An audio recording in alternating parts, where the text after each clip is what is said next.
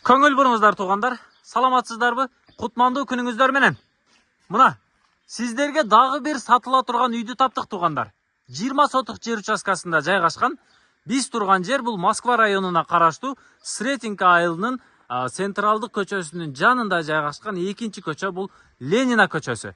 Ленина көчөсүнө келесиздер дагы мына ушул 38/2 дарегине келесиздер. Бул жерде мына ушул барашный типте салынган 2 кабаттуу үй менен узун түз болгон чоң 20 сотық жер учаскасы сатууга коюлуп жатат тугандар. Мынакей, көрдүңүздөрбү?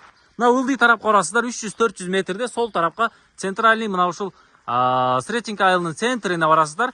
Центрдин өзүндө эле маданият үйү жайгашкан, балдар бала бакчасы жайгашкан мамлекеттик. Аны менен кошо 2 мектеп жанында жайгашкан тугандар. Центральный көчөсү толугу менен асфальт басылган. Ылдый 300 метр барсаңыздар, бул көчөдөгү кошумча асфальт басылган тугандар. Кана сиздер менен бир катар толугу менен ички сырткы абалын огородду дагы көрсөтүп толук түшүндүрүп коелу. Көчө тарабы чек арасы жер учаскасынын туурасы 18 метр чыгат. Мына бул дарбазанын бүтүшүнөн тетиги пескаблок башталганга чейин. Мына жүрүңүздөр. Бир катар көрүп чыгайлы. Эгерде сиздер мына ушул Сретенка айылынан мал чарбачылыкка кызыга турган болсоңуздар, жер айдоого кызыга турган болсоңуздар, өтө тынч, абасы таза, салкын жерден издеген болсоңуздар, экрандагы телефон номерлерге чалып байланышасыздар. Мынакей.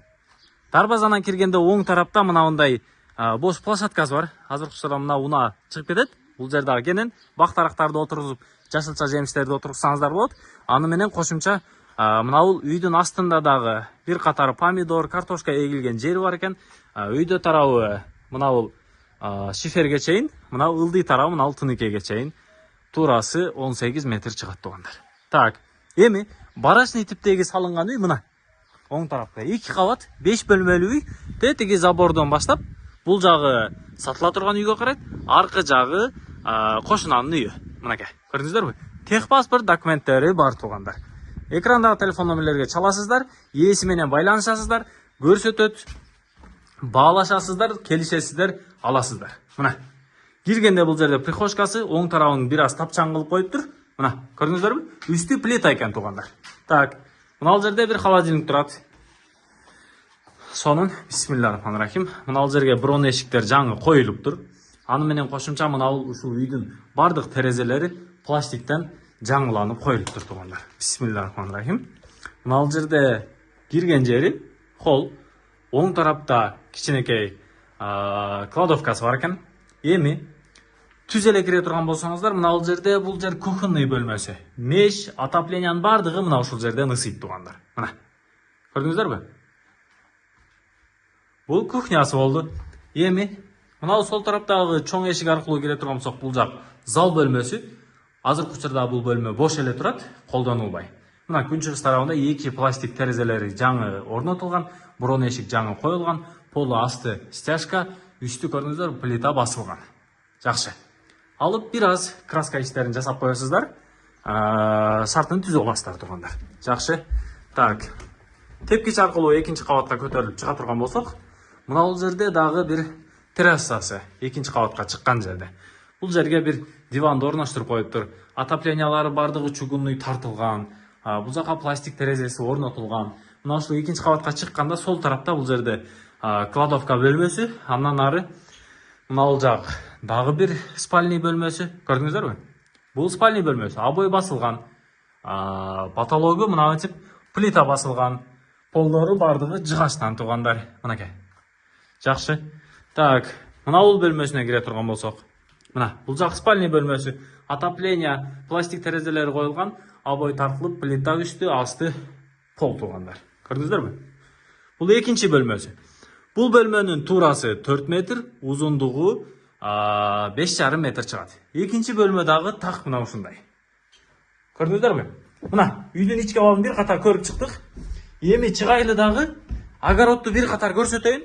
Эң кызыга турган нерсе мына ушул жагында.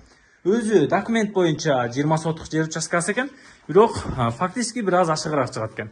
Туурасы жер учаскасынын 18 метр, ал эми узундугу 130 метрден бир аз ашыгыраак болот тугандар. Так, үйдүн асты мына бул жак. Бул жакта эгин-тегин, мына бул жерде бир өрүгү бар экен, бак тарактары бар. Мына бул оң тарапта складдары бар. Мына бул склад. Тетиги экинчиси сарай туугандар, бул жагычы. Андан ары мына бул жагында навеси турат. Так, бир катар мына сарайны дагы көрүп коелучу. Бисмиллахиррахманиррахим. Мынакей. Көрдүңүздөрбү? Мына бул жагга бодомал кармалат. Аркы жагына койдорду, козуларды кармап койсоңуздар болот. Сырткы дааратканасы мына бул четте жайгашкан. Бул жерге кошумчадагы скважина чыгарылыптыр. Скважинаны мына бул жактан көрсөтүп коеюн азыр. Так. Мына орто дуал тосулган, мына ушул калитка аркылуу чыга турган болсоңуздар, бул жакта бардык жер участкасы. Тетиги четтен баштап, кошунанын заборунан баштап, узуну түз эле төрдөгү дарактарды көрүп турасыздарбы? Ошол жакка чейин барат туугандар. Көрдүңүздөрбү? Чөпкенен огороддо. Мына бул жерден скважина чыккан туугандар. Артезиандан чыккандай таза суу 26 метрден чыгыптыр асты. Бул кышында өзү эле напор менен айдайт дейт. Жайында мына бул жерге насос менен же болбосо качалка менен чыгарып алат экенсиздер туугандар. Мына көрдүңүздөрбү? Узун жер участкасы менен 20 сотук жер участкасында жайгашкан мына ушул барашный типте салынган үй сатууга коюлуп жатат. Суу, свет бар условиялары. Эми Сретенка айылынын центрине жакын, мындан ары түп-түз эле ушул центральный көчөсү аркылуу асфальт жол менен өйдө чыга турган болсоңуздар 7-8 километрде Беловодскийдин центрине барасыздар. Маршруттук каттамдар каттайт. Мына бул центральный көчөсү аркылуу ылдый тарапка кете турган болсоңуздар, ал жакта дагы 3-4 айыл жайгашкан. Спартак айылы жайгашкан ылдый тарапта. Мынакей. Көрдүңүздөрбү? Чалыңыздар, байланышыңыздар. Сатыла турган үйдүн баасы $27,000. Тезинен чалыңыздар, байланышыңыздар, жакшы эле кеми болот.